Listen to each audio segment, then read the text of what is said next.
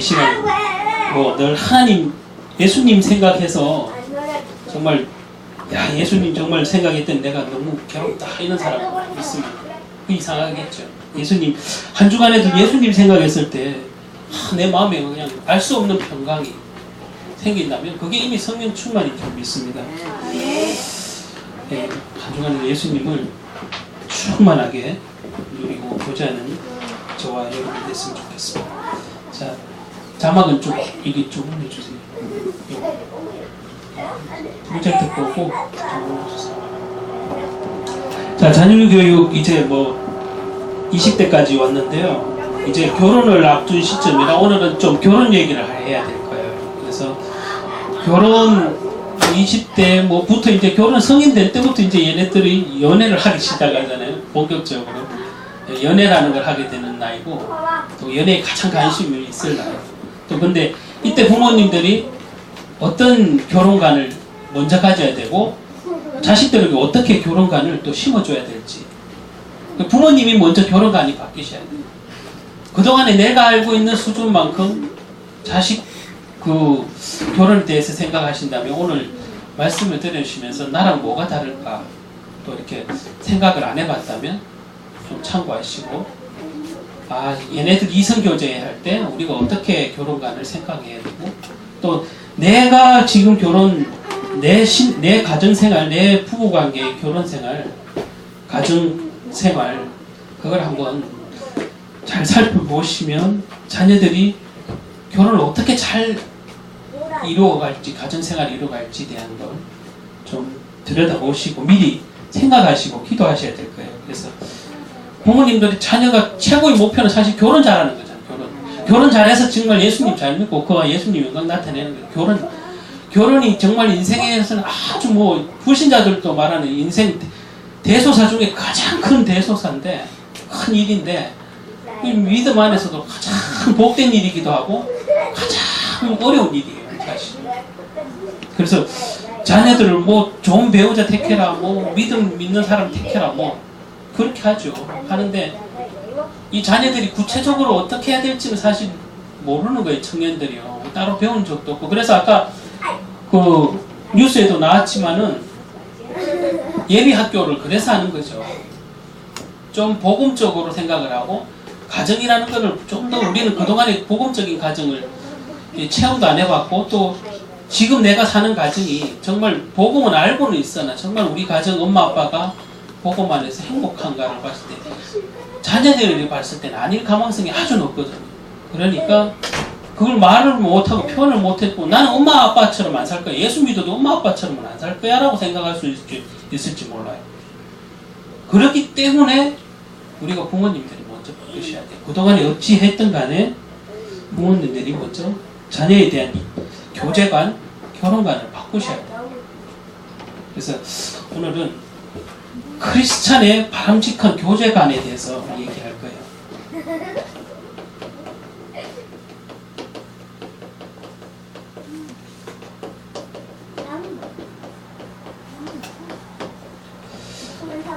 크리스찬의 교제관이에요. 그리고 결혼관이에요.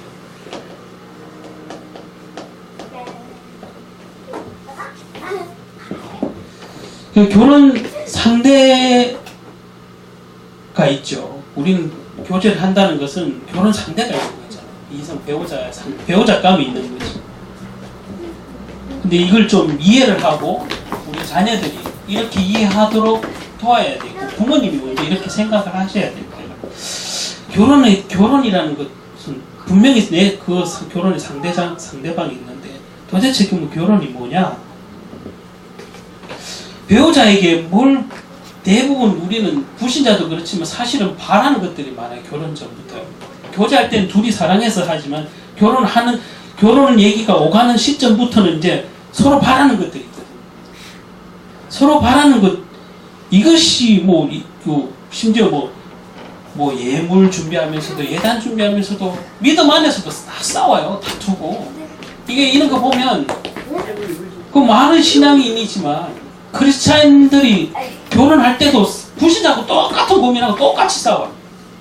그것 때문에 그리스도인 이게 배우자 이거 결혼식 하면서도 문제점이 많아요. 그래서 우리 부모님들이 미리 좀 고민하시고 자녀들을 어떻게 하실까 오늘 이렇게 배워보는데, 첫째, 결혼은 내가 뭘 상대방에게 얻어내기 위한 것이 아니라는 것을 아셔야 돼요. 그래서 결혼은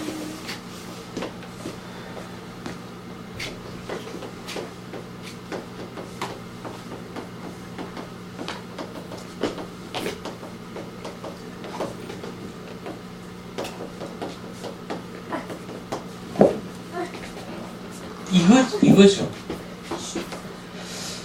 상대를 돕기 위함이에요. 사실은 내가 뭘 얻어낼 수 있는가를 생각하는 게 아니라 내가 사랑하는 사람을 위해서 뭘 도울 수 있는가를 먼저 고민하는 게 가장 그리스도인다운 거예요. 저 사람이 내게 뭘 해줄 수 있는가, 내가 저 사람을 위해서 뭘 섬길까, 어떻게 도울 것일까. 사랑은 전제하에, 사랑은 당연하죠. 사랑은 전제하에 도대체 뭐를 생각해야 될 것인가, 배우 상대에게. 내가 얻어낼 거를 생각하면 안 돼. 얻어지는 것은 내가 섬긴 다음에 얻어지는 결과물이에요. 그리고 결과물만 생각하면 안 되죠. 내가 먼저 해야 될 것을 했을 때 얻어지는 결과물을 받는 거예요. 그래서 중요한 것,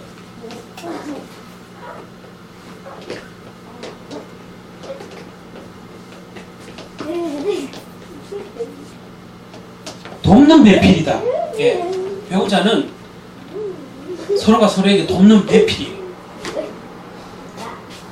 그래서 상대방이 혹시 내가 연애 때는 몰랐는데 결혼하니까 드러나는 걸 가지고, 야, 내가 이럴 줄 몰랐다, 쏘갔다, 뭐 사기꾼이다, 그런 얘기 하잖아요.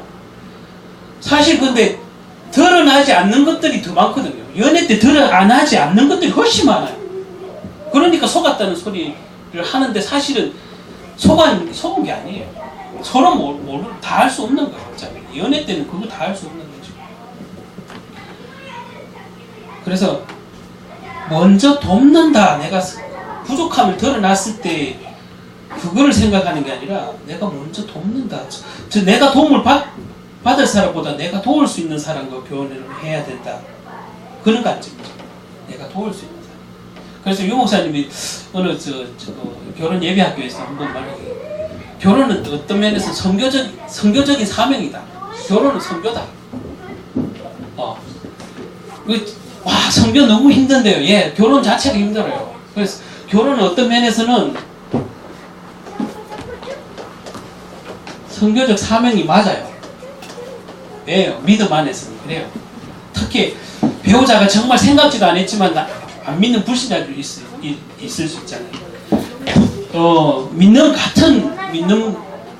하나님 자녀는 좋겠지만 혹여 내가 사랑한 사람이 불신자일 수 있는데 그걸 어떻게 바라냐면 내가 선교적 사명. 그러니까 사명이라는 거는 힘들어도 해야 되는 거죠. 힘들어도 해야 되는 거예요. 해내고야 말아야 되는 그런 사명이라는 거죠. 그래서 세 번째를 말하자면 부족한 사람들 둘이 모였지만 시너지가 나올 수 있는 거죠. 이게 시너지라는 게 다른 말로 뭐 힘이 될 수 있고 능력이 될 수 있는데 부족한 사람 두 사람이 모여갖고 어떤 가정을 이뤘는데 그럼 부족하냐? 아니에요. 시너지 효과. 우리가 서로 부족한 게 있는 가운데 마음이 합해지고 뜻이 합해진다면 초대교회처럼 되는 거예요. 초대교회가 부족한 사람들이 분명히 모였죠. 능력 없는 사람들이 모였죠. 그런데 어떻게 되세요? 성령의 세례를 받은 이후에는 마음과 뜻을 다해 오직 기도 힘쓴 다음에는 어떤 결과물이 일어났습니까? 이 결혼도 가정도 그렇다는 거예요. 그런 부족한 사람들이 두 사람이 모였지만 주님의 뜻과 방향을 맞춰서 결혼을 한다면 이는 시너지 효과가 일어나는 거예요. 그래서 결혼은 내가 저는 배우자 택하면 완벽할 것 같은데 그건 아니에요. 완벽할 것 같은 그분과 만나도 똑같아요. 사는 건 똑같이 힘들어요. 그래서 좀 생각을 달리 하셔야 돼요. 내가 조금 요 뒤편에 보면 배우자를 어떤 배우자를 고를 것이에 대한 걸 설명을 할 거예요. 근데 지금은 여기까지 넘어갑니다. 근데 두 번째는 데이트와 결혼의 사이에는 함정이 존재한다.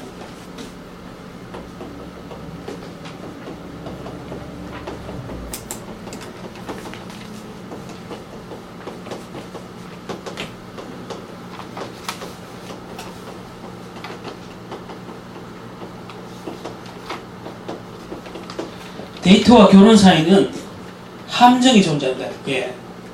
결혼의 함정이란 뭘까요?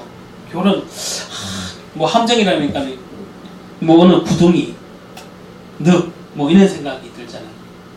내가 결혼이라는 걸 생각했을 때 자녀들을 너는 지금 결혼이 무덤으로 들어가는 것이다. 뭐 불신자들은 그런 표현이에요. 결혼은 무덤이다. 그 얼마나 결혼 생활이 힘들고 어려우면 사실 결혼은 무덤이라고 또 표현을 하겠어요. 결혼이 무덤이 안 되려면 알아야 돼요. 결혼이 무덤이어야 돼. 아, 그럼 우리 무덤하고 결혼합니까? 아니지. 근데 살다 보니까 결혼은 무덤이라는 소리까지 나와요. 결혼이 무덤이다. 참, 결혼은 근데 어떤 함정일까요? 데이트를 하다가 결혼을 생각하게 되잖아요.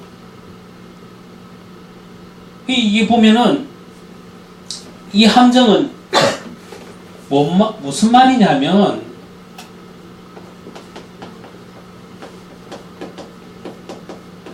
인격의 차이를 얘기해요. 어떤 함정이 있냐면, 자, 내가 데이트할 때 보던 그 사람과 결혼할 사람 상대로 봤을 때 사람은 달리 보이는 거예요. 그래서 우리가 결혼 전에 사람과 결혼 후에 사람이 나눠지는 거예요, 알고 보면.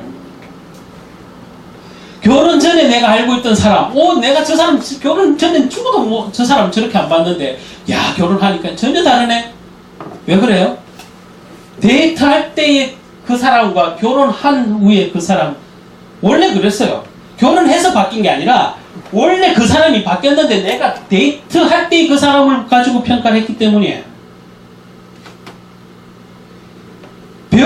배우자로서의 보는 관점은 달라져야 돼요. 왜냐하면 그 사람의 인격이 데이트할 때 인격이랑 배우자로서의 인격이 다르기 때문이에요.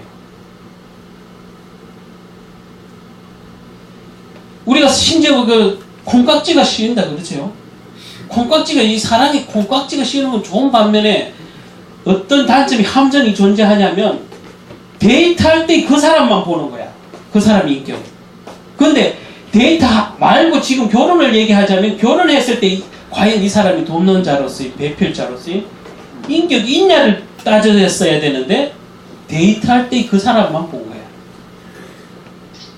이러니까 이게 함정이 된 거야. 이게 함정이. 그래서 우리 자녀들이 자녀를 이렇게 교제를 할 때 부모님들이 먼저 이 말을 이해하시고 얘기를 하셔야 돼. 도와야 돼. 당연히 사랑하니까 그것밖에 안 봐요. 근데 결혼은 말 그대로 상상이 아니라 현실이에요. 그 데이트하던 그 사람의 인격 가지고는 살 수가 없어요. 결혼은 결혼이잖아요. 결혼이란 돕는 배필자를 고르는 작업이기 때문에 결혼했을 때 돕는 배필자로서의 인격을 한번 냉정하게 생각해 봐야 돼요. 이거를 잘못하면 결혼이 함정이 돼요. 잘 생각하시고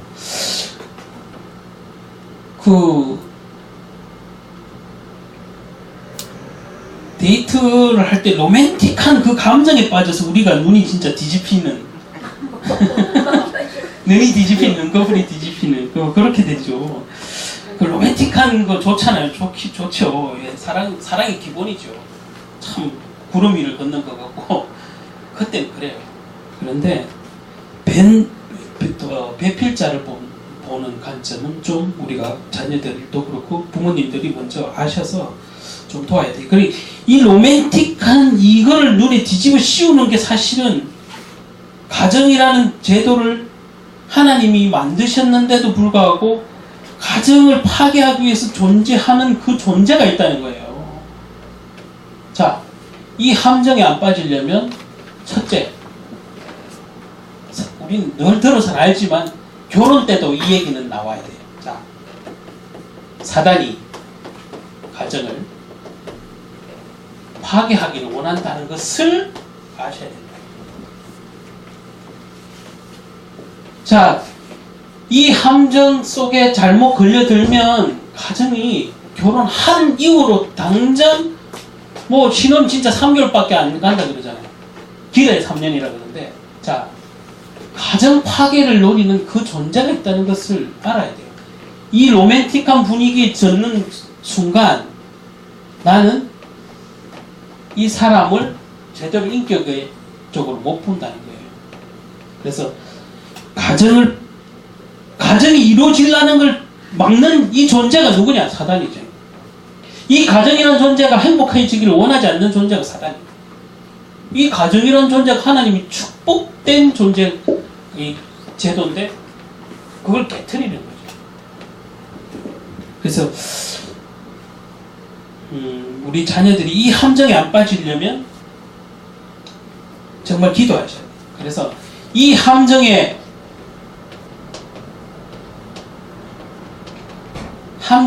걸려들지 않는 방법은 자녀들이 기도하셔야 되고 부모님들이 기도하셔야 돼요. 아, 그냥 되겠지. 그 유 목사님 지난번에도 말씀 중직자 학교인가요? 거기 얘기하실 때 아마 저도 들은 기억이 있는데 엄청 신앙 좋고 엄청 신앙생활 잘하는 한 20-30년 한 그 장로님이 자녀 시집 보낼 때는 그냥 보내갖고 실컷 고생하던 그 얘기를 유 목사님 하시더라고요. 우리 장로님 열심히 자녀를 위해서 실컷 기도하고 딸내미 위해서 열심히 돈 벌어갖고 보냈는데 완전히 그냥 결혼한 이후로 완전히 진짜 자녀를 너무 어렵게 되니까 그 유 목사님이 안타까워하시는 그 부분을 얘기하시죠. 자녀를 위해서 부모님이 실질적으로 기도 안 하고 그냥 그 사람 좋다 하면 해주는 거죠. 그리고 그 사람의 배우자 될감에 어떤 그 뒷배경, 아까 사실은 우리도 불신자처럼 그 사람의 뒷배경을 보는 거예요. 그 사람 가진 것, 뭘 얻을 수 있을까?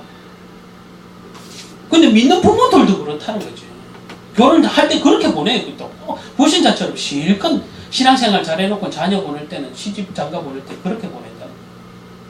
그래, 사단의 함정에 안 걸려들려면 기도밖에 없어요. 부모님이 늘 기도하셔야 돼요. 이 자녀에게 좋은 배필자가, 합당한 배필자가, 언약을 이룰 배필자가 나타나도록, 보여지게 하도록. 옆에 있는데 안 보여질 수도 있어요. 보여지게 하도록.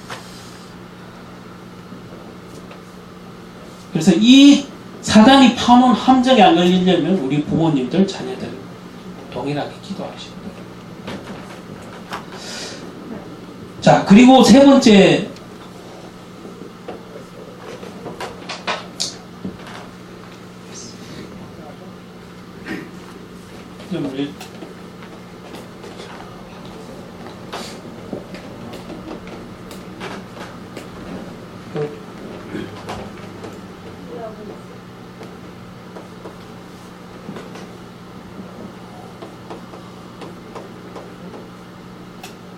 Love is a will to love. 이게 뭔 말이냐? 사랑은, love is죠. 사랑은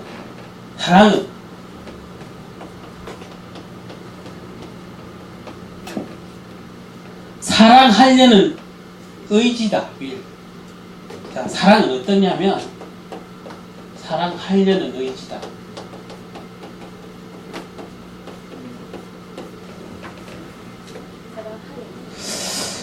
하려는 의지, 사랑하려는 의지입니다. 그런데 이 말이 뭔 말이냐면 우리는 좋아지니까 결혼해야 되겠다고 생각을 해요. 좋아지니까 저 사람하고 결혼해야 되겠다고 생각을 해요. 근데 그 말이 전혀 틀린 말은 아니지만 이 말을 왜 들었냐면 사랑은 사랑하려는 의지가 필요해요. 왜냐면 이 말을 왜 드리냐면 연애 때는 분명히 사랑하니까 하는 거예요. 그런데 결혼 이후에는 사랑한 것 때문에 안 사라지기 때문에 하는 소리예요. 그래서 사랑의 눈으로 모든 것을 봐야 한다는 그 말이에요. 사랑은 사랑하려는 의지로 그분을 사랑하는 거예요. 배우자를. 그래서 좋아하는 상대랑 결혼하면 좋아함이 사라지는 순간 가정에 문제 나와요. 자, 결혼 지금 신혼 얘기 했지만 신혼 감정이 한 3년 갔다. 3년 이후에는 어떻게 살 거냐? 그 감정이 없으면 곧 그런 파경이 된다는 얘기잖아요. 그걸로 사라지지 않기 때문에 사랑하려는, 그러니까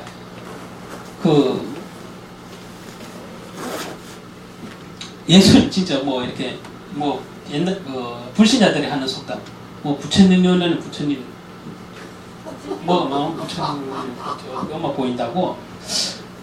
사실은 그러면 예수 믿는 사람은 예수님 눈으로 보면 다 사랑스러워야 돼요. 부족함이 나타나더라도 내가 사랑하려는 의지로 바라봐야 되기 때문에 그런 거예요. 그러니까 예수님의 제자들은 뭐 대단히 능력이 좋아서 사랑했습니까? 아니잖아요. 부족한 가운데 쓰시고 먼저 사랑하시고, 우리를 구원하신 것도 먼저 사랑하셨기 때문에 먼저 사랑하셨기 때문에, 우리가 그분을 막 사랑하기 합당한 게 아니라 그분이 우리를 먼저 사랑하시기 때문에. 이 결혼이라는 것도 그 사랑이라는 감정이 식어지면 어떡할 거냐. 사랑하려는 마음, 내가 그분을 사랑하겠다는 마음, 부족함이 드러나더라도 사랑하겠다는 마음. 내가 결혼 후에 저 사람 몰랐던 게 막 드러났는데, 야, 내가 정말 속았구나, 이런 마음으로 만약에 그 아픈 여생을 산다면 어떻게 살겠어요? 그러나 복음 가진 우리는 예수님이 우리를 사랑한 것처럼, 내가 너희를 사랑한 것처럼 너희도 그를 사랑하라고 말씀까지 하시네. 이것이 첫 계명이다. 이 사실은 구원을 정말 제대로 깨달으면 사랑은 저절로 되어질 수밖에 없어요. 제가 신앙생활 하면서도 느끼는 건데, 야, 내 이웃을 내 몸처럼 어떻게 사랑하지? 난 처음에 그 말은 정말 이해가 안 갔어요. 내 이웃은 나는 내 몸뚱아리 하나도 사랑이 잘 안 되는데 어떻게 그건 내 마누라도 솔직히 내 마음 저렇게 내 몸처럼 안 사랑하는데 내 이웃을 내 몸처럼 어떻게 사랑해 도대체? 근데 구원을 정확하게 자꾸 깨달아지니까 그 말씀이 정말 이해가 가요. 그리고 그렇게 이게 사실적으로 나오지는 진심으로 그냥 뭐 일부러 막 해야 되겠다는 게 아니라 내 사랑이 표현되더라고요. 이 구원이 너무 감사되니까. 전도요? 전도라는 그 자체가 구원의 감사의 표현이잖아요. 전도하라 말아 할 게 없어요. 정말요. 유목사님 막 또 다니면서 그렇게 막 훈련 저렇게 안타까우니까 시키는 건데, 사실은 구원이라는 것을 딱 받는 받은 우리들은 하나님의 사랑을 정말 사실적으로 깨닫는, 전도하지 말라고 한다니까. 자, 우리가 자녀들이 배우자를 택해갖고 사랑하는데 이렇게 부족함이 드러나도 내가 주님의 마음으로 저 사람을 사랑해야 되겠다, 그런 마음이 있어야 돼요. 그런 마음이 없이, 그런 각오 없이 지금 사랑하니까 다 부신자도 그렇게 결혼을 다 해요. 중요한 것은. 그래서 하나님은 이 결혼이라는 제도를 왜 주셨습니까? 결혼이라는 제도는 왜 주셨을까? 하나님의 언약을 이루기 위해서 주신 거예요. 아담만 창조하면 되지 왜 그럼 하와를 창조했겠어? 그리고 번성하는 축복을 왜 주셨겠어? 하나님은 우리를 그렇게 귀한 존재로 만드셨고 그 언약을 이루시는 그 제도로서 저에게 가정이라는 이 결혼 제도를 주셔야 돼요. 그런데 하나님께서는 우리 자녀들, 우리들에게 만남의 계획을 다 해놓으셨다. 그래서 우리 자녀들은 내 눈에 들어오는 어떤 배우자, 내 마음에 드는 배우자를 고르는 게 아니라 이성을 볼 때요, 배우자는 하나님이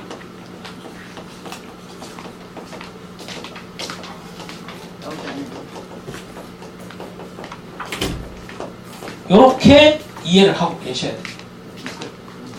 기도하신다. 내 배우자는 과연 어디 있을까? 하나님이 예비해놨다, 계획해놨다. 하나님이 다 플랜을 짜놨다니까. 내가 모를 뿐. 그건 내 맘대로 결혼하니까 문제가 생기는 거예요. 내 맘대로. 하나님이 계획이 있는데 내 맘대로 고르니까는 안 되는 거죠. 내 맘대로 안 고르려면 이는 관념이 있어요. 내 배우자는 하나님이 계획해 놓으셨어요. 그래서 그 사람이 기도했다가 나타났다. 그러면 합당하죠. 자, 근데 우리가 제가 지난번에도 이렇게 간증을 하면서 한 적이 있는데, 자, 그러면 하나님이 과연 어떤 사람을 내게 예비해놨을까? 자, 어떤 목사님이 결혼 전에 신학교에서 만났대요. 같은 신학생으로서 만났어. 어떤 목사님. 신학생으로 만났는 여자 전도사님이 같은 전도사 시절이라서 이제 신학교에서 만났는데 맨날 그 수업 중에도 막 쪽지 주면서 좋아한다, 사랑한다, 차 한잔 마시자 막 이렇게 보냈대요. 그래갖고 그분이 막 몇 달을 거부하다가 결국에는 이제 밖에서 사적으로 만났대요. 만났는데 당신은 그 여자 전도사님이 먼저 과감하게 프로포즈를 해요. 당신은 내가 몇 달 동안 내가 생각을 해봤는데, 기도해봤는데 당신은 내게 하나님이 짝 지어주신 것 같아요. 그래서 나는 당신이 내 배우자라고 틀림없이 생각해. 하나님 내게 계시를 하셨어. 이렇게 말했대요. 그래서 그래요. 이 남자 전도사님이 그래요. 몇 달 기도하셨다니까 저도 그럼 기도해 보겠습니다. 진짜 그게 하나님 계획하신 거라면 제게도 그 여자 전도사님 이름 얘기, 전도사님을 사랑하는 마음을 주시겠지요. 그게 하나님이 계획이라고. 계시까지 줬다 했으니까. 그래갖고 이 지금의 목사님이지만 그때 그 남자 전도사님이 기도했대요.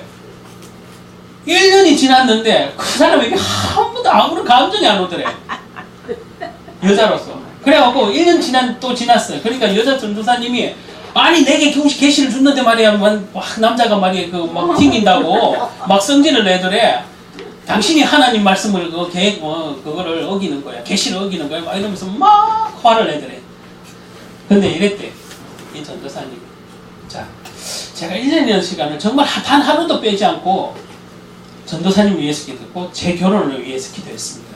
근데 제게 1년이 지난 시점에도 이만큼 더 당신을 여인으로서 보는 사랑의 감정이 안 생기는데 그거는 그럼 내 하나님은 다른 하나님인가요? 이랬대.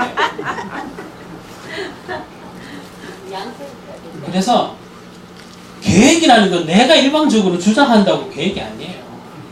특히 이 배우자 고를 때요. 내가 좋아서 막 저 사람을 생각했더니 너는 저놈하고 결혼해라. 아니에요. 그래서 배우자를 고르는 거는 이 하나님 계획 안에 반드시 있기 때문에, 그런데 지금 이해를 들을 거는 일방적이지 않다는 걸 얘기해요. 성령이 계획하시고 인도하시는 건 일방적이지 않아요. 절대. 그래서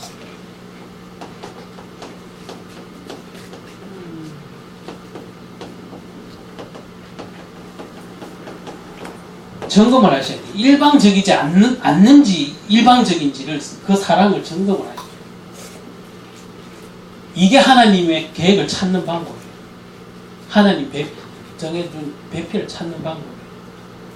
일방적이라면 절대 아니에요. 그 성령님은 지금 그 반대편에게도 움직이실 텐데 내게 전혀 반응이 없는 건 그건 아니에요. 그건 한쪽이 주장하는 것이 주장일 뿐, 성령이 일하시고 하나님이 계획하신 배필자가 아니라는 거예요. 그래놓고 또 만약에 그걸 결혼했다 이 방송, 글쎄요.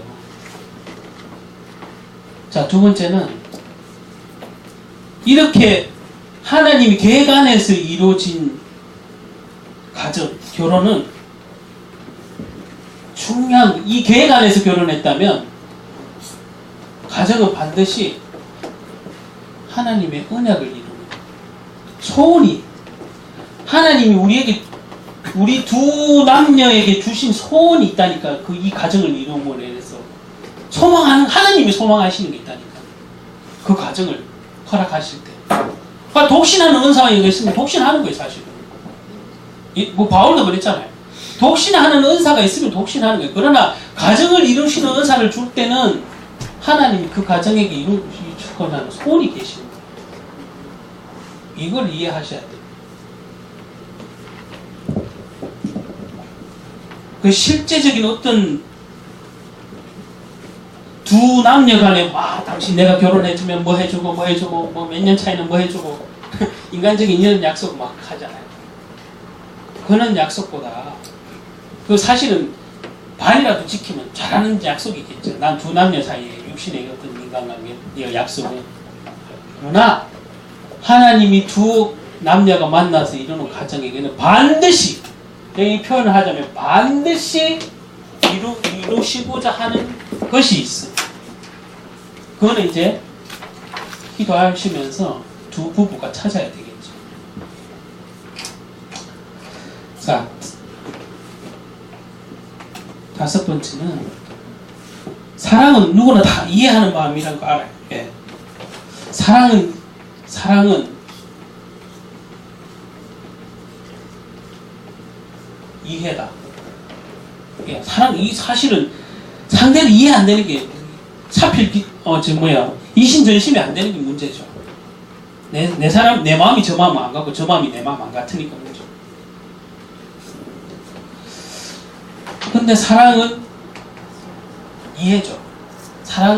사랑한다는 자체가 사실은 상대방을 이해하는 마음으로 바라보기 때문에 사랑. 근데 우리가 어느 사람이랑 이해가 안 된다, 이 말 나오는 거는 그 사람 안 사랑하고 있다는 거꾸로 표현합니다. 그렇잖아요? 저 사람 도저히 이해가 안 돼. 그 말은 곧 저 사람은 내가 안 사랑한다 이 말. 이해가 가진다는 것 이 자체가 사랑하는 거예요. 근데 사랑은 이해인데 이걸 다 아는 사실인데, 자, 영어로 이렇게 제가 이렇게 좀 표현하니까 맞아 들어가요. 영어가 이렇게 맞는지 내가 처음 알았어. 자, 영어에 understand? 우리 알잖아요. understand? 야. understand. 이게 뭐냐? 사실은 영어로 한번 쓸게요.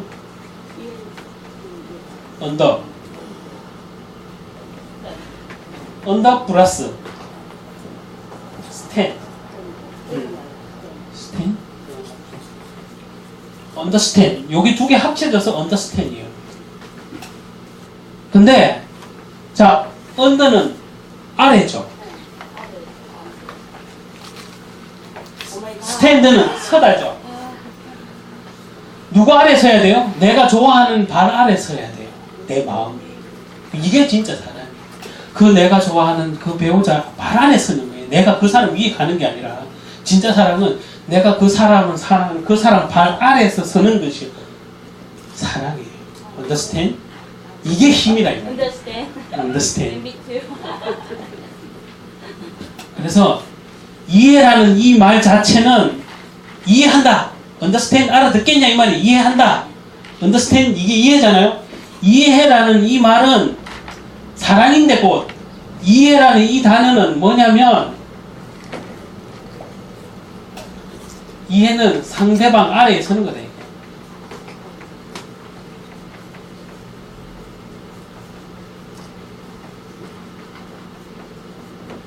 상대방 발 아래에 서는 거야. 내가 그 사람 앞에 높아지는 거야. 그 사람 앞에 낮아지는 거야. 우리 신앙도 주님 앞에 낮아지고, 다른 모든 사람 앞에 낮아지고, 그러면 내가 높임을 받아요. 왜냐하면 하나님 자기 영광을 위해서 우리를 높여주신다니까. 이게 진짜 사랑이다. 이게 진짜 이해다. 내가 상대방 하는 거, 상대방 발 아래 서는 거, 그 사람 눈높이보다 내가 더 아래 서는 거.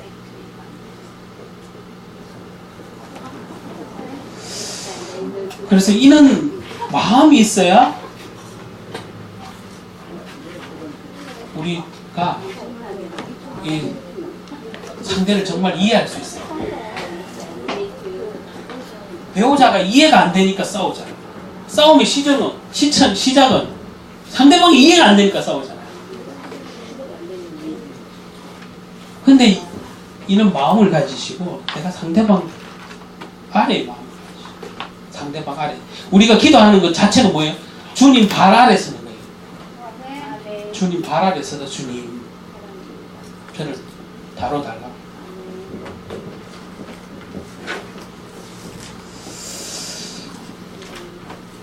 그리고 이제 6번째는 이 한국 사람 제일 안 되는 거 중에 하나죠. 스킨십인데 스킨십이 제일 어렵잖아요. 결혼해도 사실 저도 머쓱할 때가 많은데 뭐 다 그러신 것 같아요. 아까 뭐 강단에서도 말씀하셨죠. 뭐 뽀뽀를 언제 해봤습니까? 물어보면 결혼 전에는 해보고 안 해봤습니다. 이런 사람들이.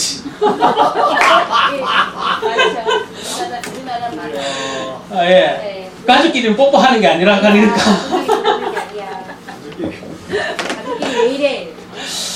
참 그래요. 이게 한국 사람이 특히 제가 안 되는 건데 유교식으로 사실 교육을 받고 자라서 그래요.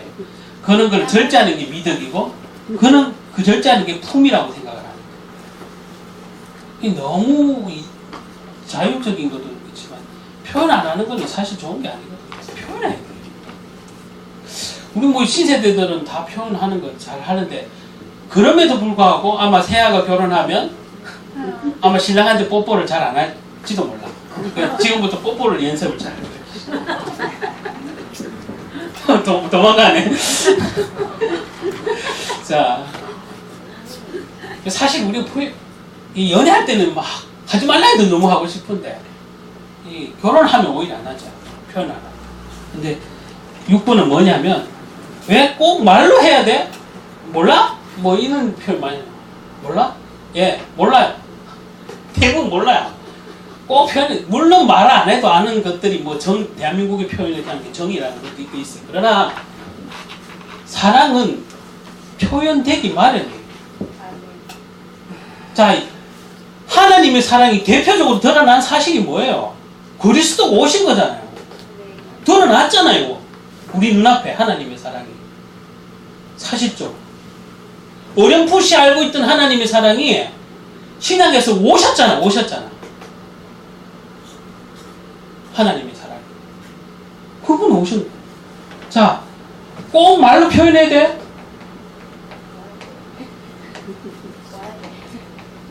예, 막 꼭 말로 표현하십시오.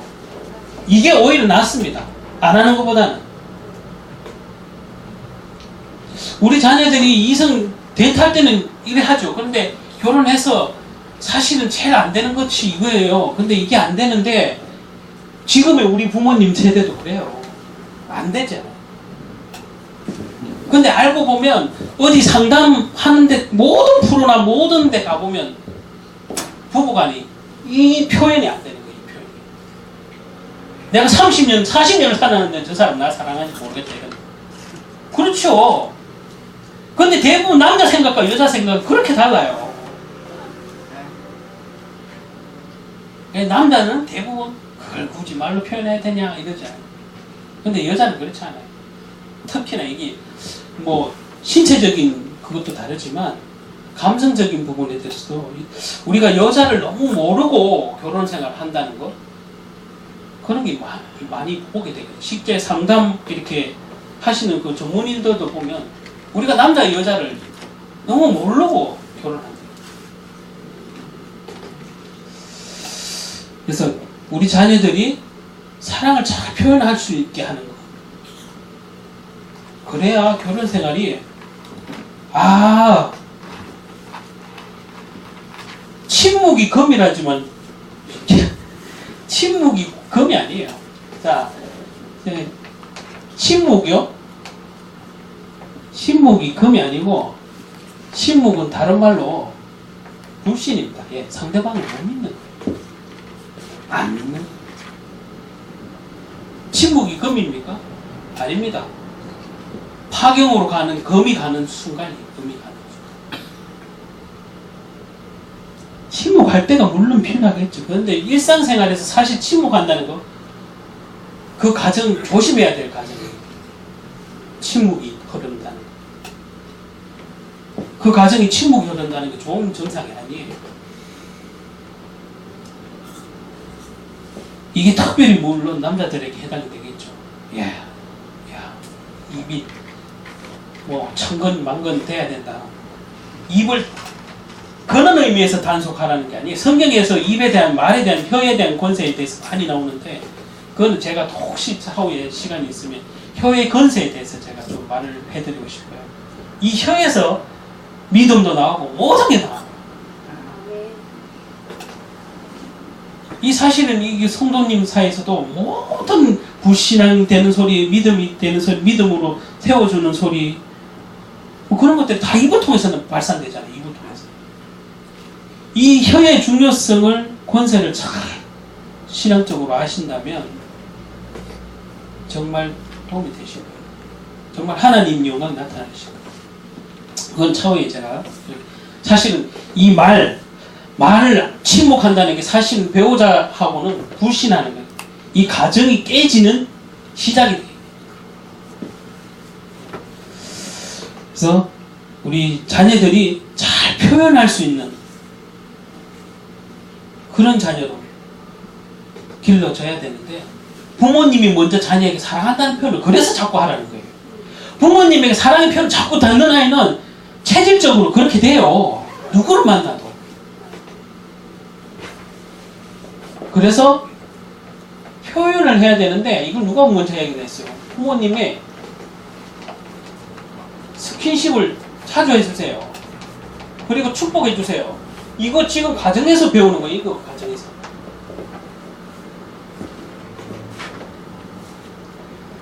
가정에서 이렇게 배워져야 돼요. 결혼해서 이게 배워질 것 같아요. 금방. 30년 산 다음에 조금 배울까요? 어릴 때 배우면 아주 결혼 생활이 오히려 원만합니다. 진짜 원활합니다. 결혼 전에 배워야 돼요. 이걸 미리 아셔야 돼요. 부모님이. 결혼 전에 배우면 그것만 전도사님 원만하게 하고 싶습니다. 원만. 자, 그래서 그 다음에는 이 연애 때는 다 행복하죠. 연애 때는 다 행복한데, 이게 행복한 연애가 되려면, 행복한 연애가 되려면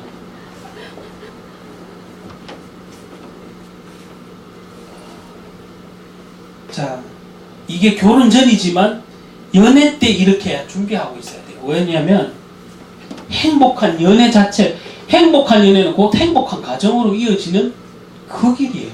자, 행복한 연애는 행복한 가정이 되는 그 길이에요. 사실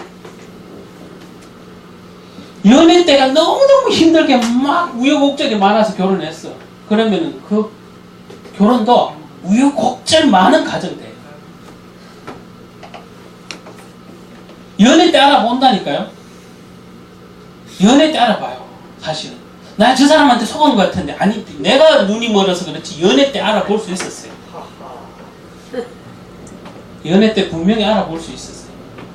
아까 이 인격 얘기했죠. 이 함정, 이거 구분을 못하니까 그래 속은 거예요. 그래서 행복한 연애는 곧 행복한 가정을 가는, 물론 다는 아니지만 이게 노하우가 되는 거죠. 이 행복한 연애를 되려면 연애 때부터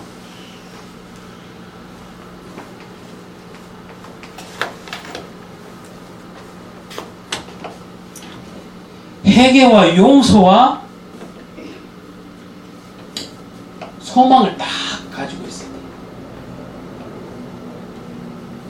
연애 때부터. 자, 연애 때 자기가 잘못해놓고 전혀 반성 안 하는 남자도 있고 여자도 있어요. 다 네가 잘못했잖아. 이 싹은 결혼해서도 똑같아요. 다 마누라 보고 네가 잘못했잖아. 그거 그대로 나온다니까요. 연애 때 그래서 연애 때 회개, 자기 신앙적으로 자기 반성, 자기 회개가 잘 이루어지는 사람은 실수를 안 하는 게 아니라 실수 때문에 더 나은 발전이 있다니까.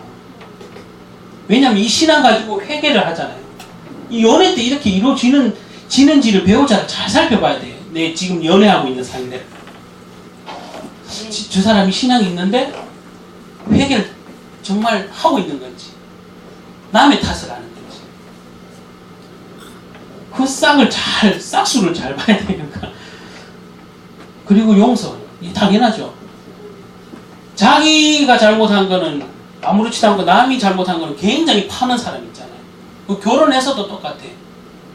배우자 실수는 용서 못하고 자기 실수는 굉장히 파는데, 그런 삭수는 연애 때도 있다니까. 자세히 살펴보면 다 있어요. 자, 소망비죠. 야, 막 우리가 결혼하면 뭐 몇 년 만에 뭐 집도 사고 무슨 차도 사고 아이도 낳고 막 거창한 육신적인 계획을 할지 몰라요. 그는 희망적인 소리는 할지 모르나 여기서 말하는 소망은 하나님이 우리 연애를 통해 우리 가정을 통해 하실 거. 아까도 얘기했죠. 비전을 딱 품는 거야. 그냥 자기들 둘이 좋아서 육신적으로 좋아서 하는 거 말고 하나님이 주신 비전을 딱 품어야 돼. 연애 때 이미 품어야 돼. 그래서 이 배우자를 보는 이는 눈이 있어야 된다는 거죠. 우리 부모님들도 아까 기도를 통해서 하나님이 지혜 주시면 저는 배우자감, 사위감, 며느리감, 알게 될 겁니다. 그리고 8번째,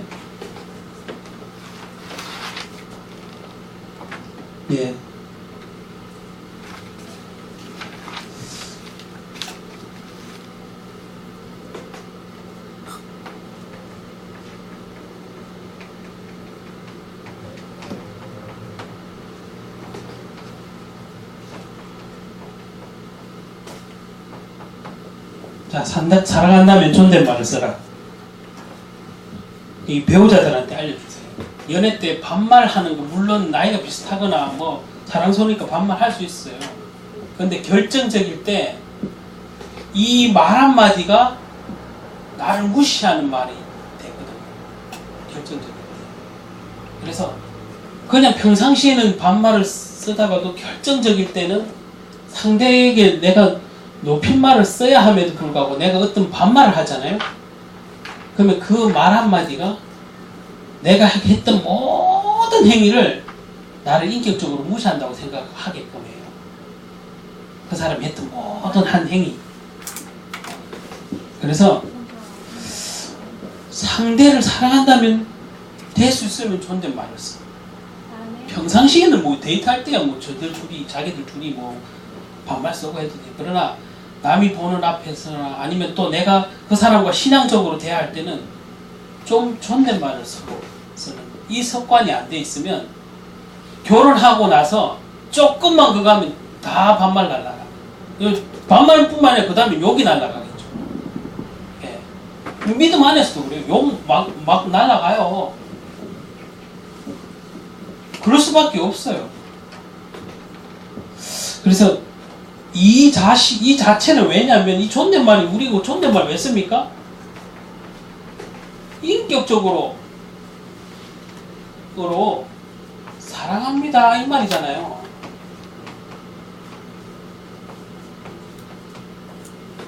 당신을 내가 인격적으로 사랑합니다. 그 말이에요. 존댓말 쓴다는 게. 단순히 뭐 매너 차리기에도 물론 그런 거 있지만은 사실은 우리가 상대를 우리 뭐 성도님 사이도 그렇잖아요. 아무리 나이가 같고 아무리 직분이 똑같아도 반말하면 그거 이상하잖아요. 이상한 정도가 아니라 상대 인격을 무시하는 거잖아요. 그러면 20대 만약에 집사님하고 40대 집사님이 술이 뭐 직분 같다고 반말 깝니까? 그런 게 말이 안 되죠. 그렇지 않아요. 상대를 인격적으로 대한다는 건 내 표현에서 나와요.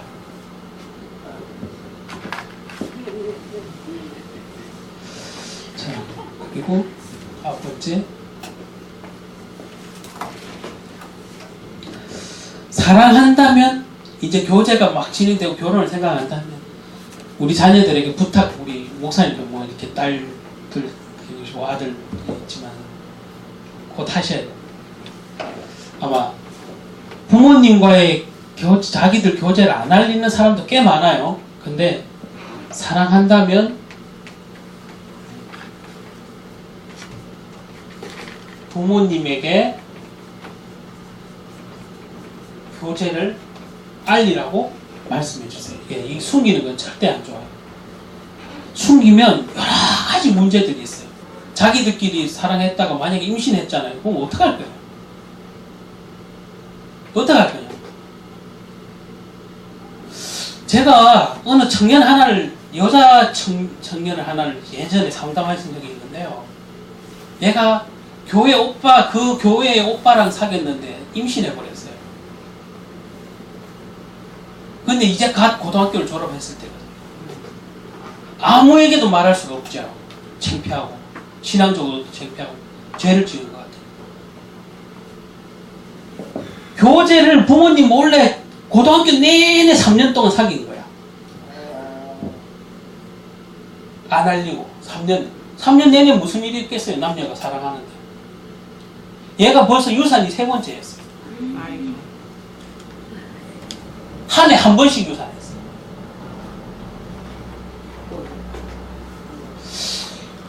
부모하고 소통 안 되다 보면 이 교제를 안 알리게 되거든요. 그럼 안 알리면 그 책임, 그 피해는 그 자녀도 겪고 부모님도 겪어요. 그 피해를. 그 안타까운 현실을 어떡할 겁니까? 그래서 자녀들에게 이미 교제 중이라면 알아볼 수 있는 기회를 만드시고 부모님이 먼저 마음을 내시고, 교제가 없다면 미리 말씀하셔서 니들 교제할 일이 있거든? 반드시 엄마 아빠한테 말해다오 부탁하시는 게 좋아요. 어떠한 경우에도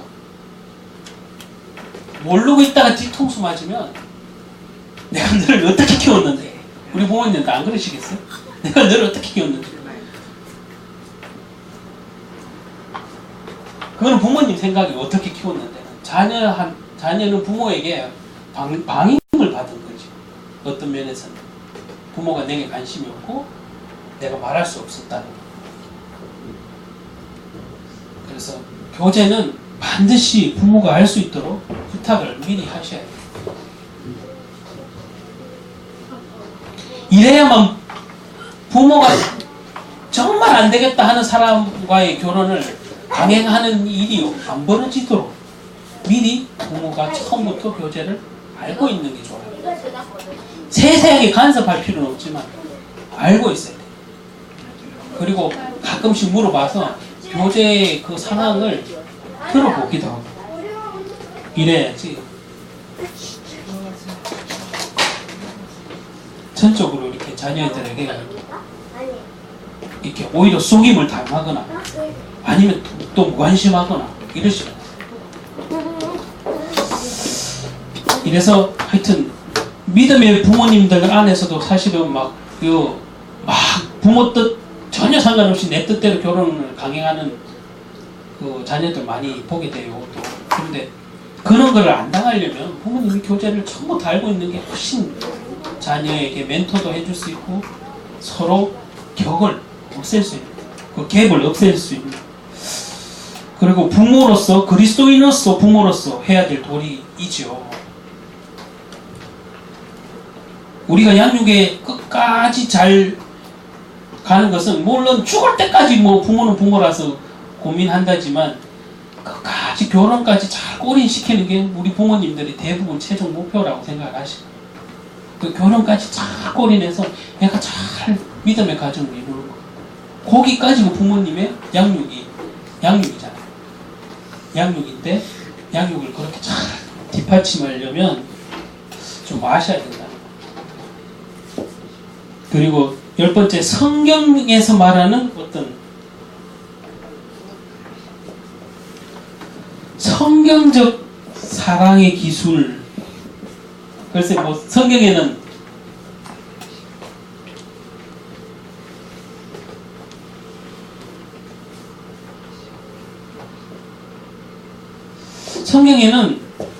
뭐 어떻게 뭐 하라 어떻게 하라 그 뭐 스킨십에 대해서 적어놨는 것도 아니고 그래요. 그러나 우리가 누구를 한 배우자를 사랑한다는 것 반드시 하나님이 계획하시고 인도하실 건데 성경적인 사랑의 기술, 사실은 뭐 그 스킨십을 얘기하는 게 아니라 신앙 얘기예요. 자, 그래서 교제할 때부터 어떻게 해야 되냐? 교제할 때부터 어떤 사랑의 기술이 필요하냐? 두 사람이 예배해라. 두 사람이 예배하는데 이상한 짓 안 해요. 예배하면 지극히 사랑할 수밖에 없겠죠. 서로. 자, 두 사람이 교제 중에 예배하는 습관. 교제하면서 둘이 만나갖고 커피숍에 앉아도 우리 기도하고 살아. 기도하고 데이트하고 기도하고 놀러가고 기도하는 사람. 교제 중에 기도하는 사람. 당연히 결혼해도 가정예배 드리게 되겠죠. 예배 없이 맹탕 놀다가 결혼해서 가정예배 하니까 귀찮지.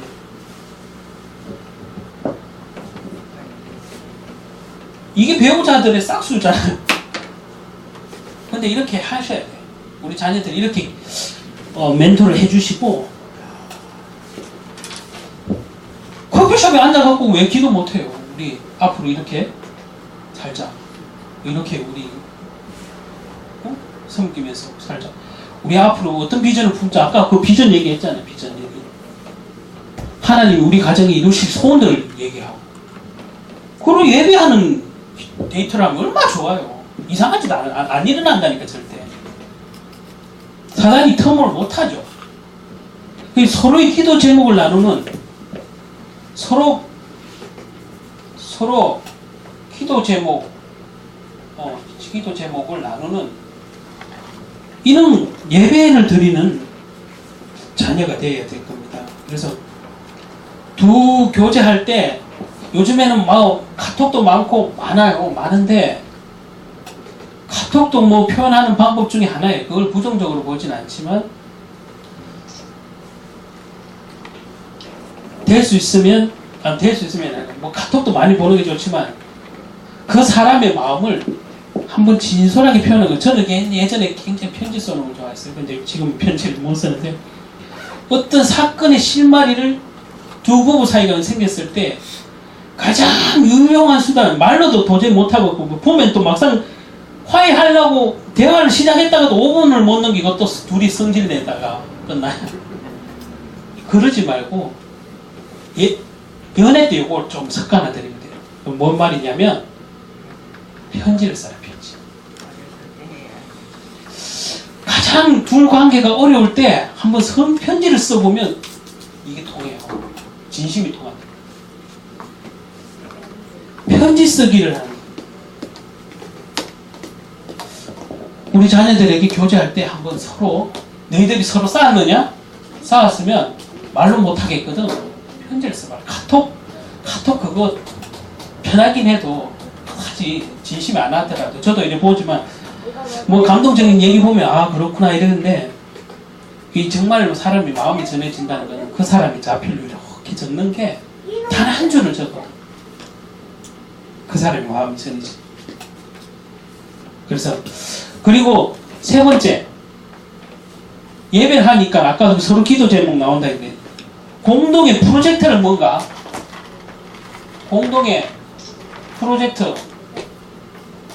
프로젝트를 만드는데 이게 뭐냐면 그 아까 비전이겠죠. 공동의 프로젝트라는 게 하나님이 우리 가정, 우리 앞으로 결혼했을 때 우리가 어떤 자녀, 어떤 가정 그 프로젝트를 만드는 그 요즘에 뭐 불신자들도 있는 교육 그 결혼학교 예비학교를 하면서 뭐 하던데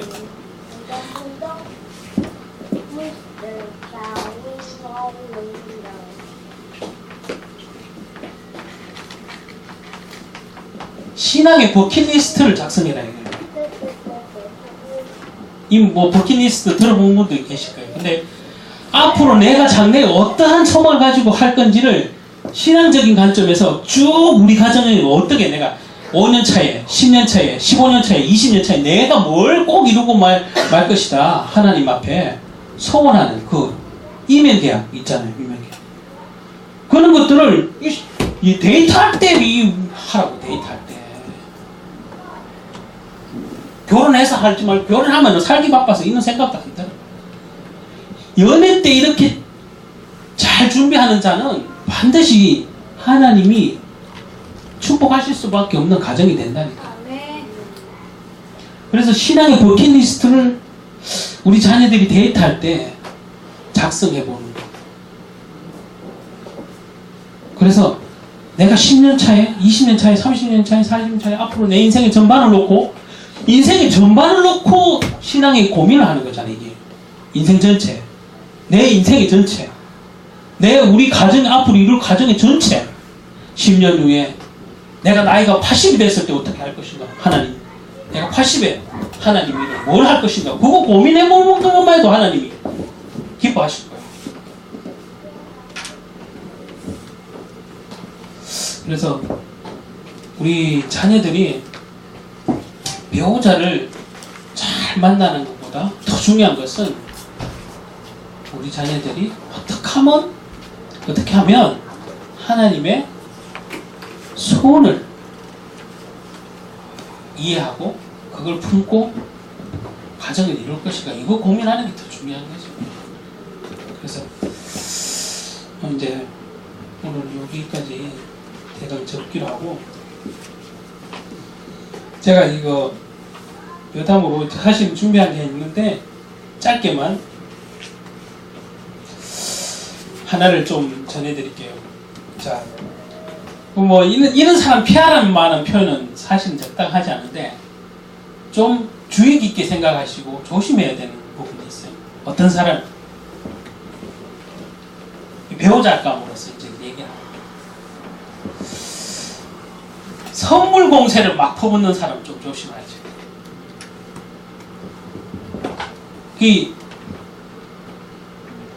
물론 사소한 거 아까도 표현하겠지만 사소한 선물 잘하는 거 좋아요. 근데 체질적으로 선물로 띄우는 사람이 있어요. 자기 반성 없고 회개는 없으면서 다 그걸 덮기 위해서 선물 공세를 막 하는. 이 연애 때 막 선물 공세가 심하다면 좀 의심을 해보는 그 사람의 기본 그 인상을. 그래서 선물을 하는 거는 좋지만은 선물을 유달리 선물 공세가 심한 사람, 이는 배우자가. 그리고 어디 이렇게 데이트를 하다가 커피숍을 가든지 음식점을 가잖아요. 그러면은 딱 가서 마주치는 게 제일 먼저 뭐예요? 우리가 주문할 때죠. 주문할 때 그 배우자의 태도를 보시면 알아요. 종업원한테 큰 소리 치고 거만한 태도는 안 사. 반드시 아내에게도 그렇게 해요.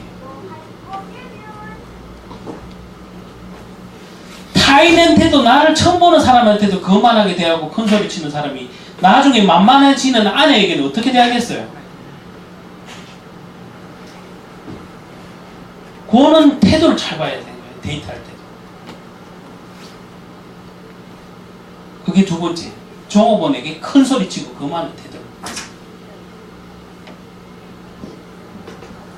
만약에 그걸 실수했잖아요. 종업원이 실수했잖아요. 그러면 그 사람이 가만히 있겠어요? 그런 태도 가진 사람이. 똑같아. 가정에서도 아내가 실수하면 어떻게 되냐? 고함치고 난리 나겠죠. 이래놓고는 인격적으로 상처를 주놓고는 또 반성도 안 해. 이렇게 공공장소나 타인에게 이런 태도를 보이는 사람은 반드시 아내에게도 그대로 합니다. 그래서 이런 분을 좀 생각하셔야 되고, 그 다음에 또 어떤 배우자냐면,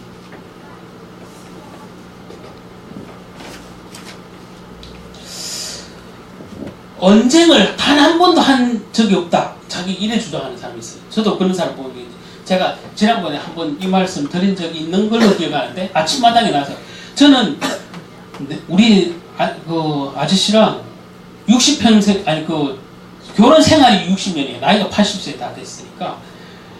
60년 가까이 살면서 우리 아저씨랑 싸워본 적이 없어요. 단 한 번도.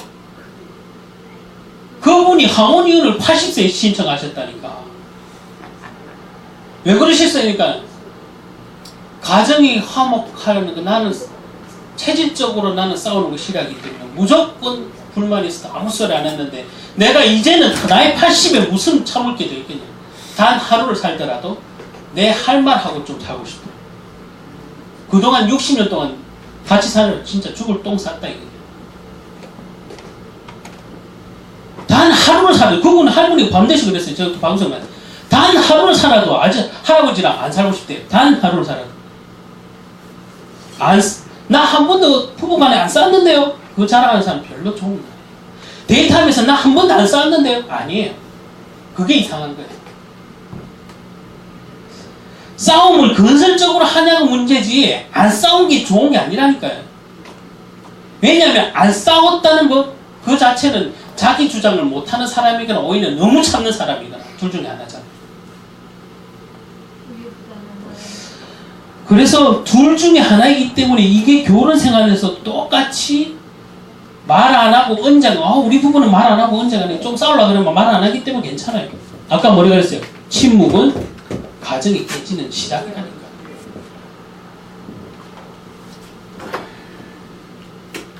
그리고 자신에 대해서 결코 얘기 안 하는 사람이 있어요. 내가 자라왔던 가정, 내가 어떤 마음의 생각으로 산다는 얘기, 자신의 얘기는 안 하고 남의 얘기만 이렇게 얘기거리를 삼는 사람이 있어요. 이 자기 얘기를 데이트 중에 안 하는 사람 분명히 문제가 있어요. 왜냐하면 자기가 분명히 감출 것이, 물론 누구나 다 개인적으로 비밀이 있겠지, 시크릿이 있겠지. 그러나 배우자한테 내 과거 얘기에서 전혀 안 한다는 사람, 내가 만약 이성을 사귀었어도 나는 여자를 한 번도 만난 적이 없어, 그렇게 말할 수 있잖아요. 자기의 과거나 자기 인생 얘기를 안 하는, 자기 얘기를 안 하는 사람, 분명히 상대를, 그건 배려하는 게 아니라 분명히 자기 속에 그 사람에게 다시 안 드러내고 싶은 뭔가가 있는 거예요. 그런데 그 사람이 그게 반성이 됐으면 분명히 말할 수 있는데, 반성이 안 되고 그냥 나의 좋은 모습만 상대에게 보이려고 하니까 말을 못 하는 거예요. 분명히 우리 신앙도 그렇잖아요. 우리가 해결하는 거는 그 어떤 주님의 말씀 때문에 정말로 내 마음이 깊이 반성이 되고 해결이 돼서 내가 눈물을 썼든지 콧물을 썼든지 그런 다음에 비로소 내가 할 수 있는 게 간증이잖아요. 그게 내가 나음을 입는 거거든요. 내가 안 나았기 때문에 감추려고 하고 말을 못하는 거예요. 그래서 자기 얘기를 못한다는 사람은 좀 우리가 배우자로서 고민을 해봐야 돼요. 더 이렇게 주의 깊게 봐요. 그리고 물론 이건 뭐 다 세상이 다 알겠지만, 자기가 옳다고 주장하는, 자기 주장만 옳다고 하는 사람, 있는 사람 있죠. 이 결혼에 여러 결혼 상대로 보기에는 참 어려운 부분이 많아. 이건 굳이 설명을 안 하고 넘어갑니다. 그리고 이 술을 요즘에 뭐 여자도 드시니까, 남자든 여자든 이 술을 드시게 되는데, 이 술 드시면은 안 하던 행동을 하게 되죠, 대부분. 그리고 안 하던 말을 또 하게 되죠. 그래서 데이트를 이게 할 때 한번, 우리는 뭐 믿으니까 술을 안 먹어보잖아요, 술을. 그치요? 안 먹어보잖아요. 권하지도 않고 안 먹어. 근데 한 번쯤은 포도주라도, 맥주라도 한번 배우자를 이거 뭐 어떤 나쁜 의도가 아니기 때문에 한번 먹었을 때 한번 뭐 서로 이렇게 와인을 한잔 할 수 있잖아요. 데이트할 때. 먹었을 때 이때에 이 사람이 하는 행동을 잘 살펴보면 와인을 한잔 했는데 이때 이 사람의 말과 행동. 그래서 데이트를 할 때 우리 렘넌트들이 지금 들으면 참 좋을 일이지만 데이트의 기술이다 이 말이에요. 그래서 와인을 이렇게 분위기장 식사 후에 와인을 한잔 했는데 이상한 소리를 하거나 이상한 행동이 무심코 나오는 자기 이성적으로는 통제했지만 이성적으로 통제 안 되는 이제 술기가 이렇게 알코올이 들어가면 뭔가 말과 행동이 나오는 것들이 있을 거야. 그거를 연애 때 잘 보셔야 돼요. 그걸 고민하시고 우리 렘넌트들이 데이트할 때 이런 쉽게 말하면 그 사람을 보는 이렇게 행동을 보는 분별력이 있어야 될 거예요. 그래야 배우자를 물론 사람 잘 만나는 것보다 주님의 뜻대로 사는 게 좋아요. 그러나 배우자를 이렇게 배우자감을 잘 분별하는 것도 영적인 눈이에요. 그리고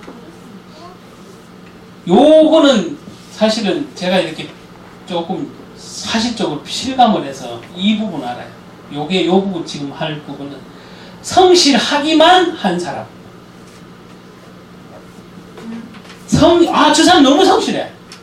직장 생활에도 성실하고 너무 성실해. 저 사람은 결근한 법이 없어. 물론 건면한 거 좋죠. 건면한 사람들의 최대 단점이 하나 있어요. 자, 건면이 나쁜 건 아닌데 성실이라고 왜 자꾸 못하나지? 성실한 사람들의 최대 단점이에요. 단점. 융통성이 없어요. 대부분 성실한 사람들의 단점은 융통성이 없어요. 무조건 뭐 아니면 이렇게 있기 때문에 너무 그래요. 그래서 이거는 좋게 쓰면 장점인데 타인하고 부딪혔을 때는 단점이 많이 되거든요. 아까도 말했지만 내가 한 건 괜찮고 타인이 한 걸 이해가 못해. 이렇게 성실한 사람들 대부분. 그래서 성실이 나쁜 건 건면한 게 나쁜 건 아니지만 타인하고 융통성 있는 어떤 소통의 관계 면에서 봤을 때는 좀 어려울 수 있습니다. 그래서 기도하시고 혹시 만나는 배우자나 이성감이 성실하기만 하다면 함께 이렇게 기도하고 그 단점을 융통성이 없는 그런 단점을 미리 간파해서 이렇게 서로 이렇게 보완해야 돼요.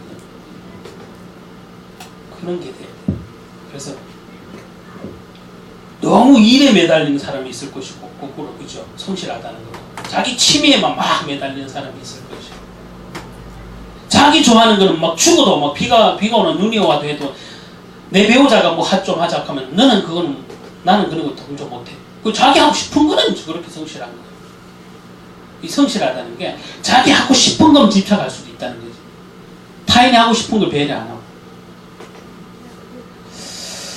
이게 문제가 될 수 있어요. 결혼 생활에서도 그렇고. 자기 하고 싶은 위주가 아니고 성실하다는 게 융통성이 없이 배려력이 떨어질 수 있어요. 인간관계가 있는 면에서 바람직하지 못하게 수가 있기 때문에 그렇다는 거예요. 그래서 우리 이제 배우자들을 우리 부모님들이 잘 생각하시고 우리 권사님도 아들이 계시잖아요. 저도 아들이 둘이나 있는데 어떤 배우자를 만날까 이제 기대도 하면서 고민을 해요. 근데 우리 친구들이 우리 후대들이 렘넌트들이 정말 합당한 아까 하나님이 계획 안에 있다는 이 사실을 믿으면서 기도로 배우자를 만난다면 반드시 그 가정에 하나님의 소원이 이루어지실 줄 믿습니다. 예, 말씀으로 끝맺습니다. 하나님 감사합니다. 아버지 하나님 우리 후대들을 어떻게 또 키우고 양육의 거의 종점이라고 할 수 있는 결혼까지 오늘 좀 함께 고민하고 또 배우자를 돕는 배필자로서 어떻게 기도하고 어떻게 또 보완하며 어떻게 또 분별할 것인지를 보고 배웠습니다. 하나님, 우리 부모님들이 먼저 크리스찬으로서의 바람직한 교제와 결혼관을 가지고 자녀들에게 멘토를 잘 할 수 있도록 성령의 인도를 잘 받을 수 있도록 주님 축복하여 주옵소서. 오늘도 귀한 시간 주심을 감사하고 우리 주 예수 그리스도의 이름으로 감사하며 기도드렸습니다.